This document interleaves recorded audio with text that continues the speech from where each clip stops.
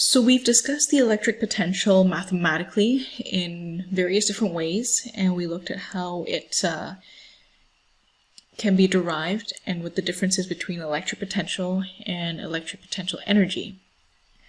So now it's a good time to talk about visualizing electric potential. So I want to ask how can we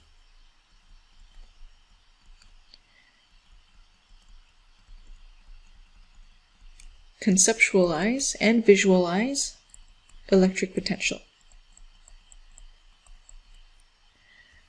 So I first want to draw a graph. Starts at 0. This is distance r and then potential V. We know that V is Q over 4 pi epsilon naught r when we have a positive charge. So V is proportional to 1 over r, which means we have a graph that looks like this. And one thing about electric potential is once you can graph it, there's a few important pieces of information that you can get from it. So when we place a positive test charge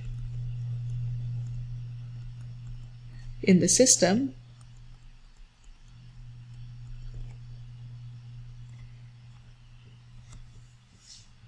plus Q is going to fall down the hill because it is repelled. But then if we place a negative test charge in the system, we know that a negative Q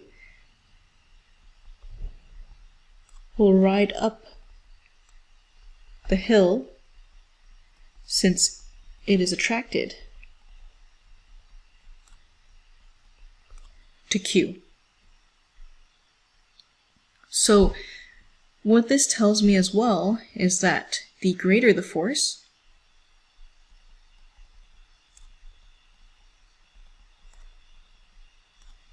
whether it's repulsion or attraction, the steeper the hill. And that's the kind of information that an electric potential graph or plot can tell us just by looking at the shape of the curve and what happens if you put a positive or negative test charge at a certain distance r away from your charge.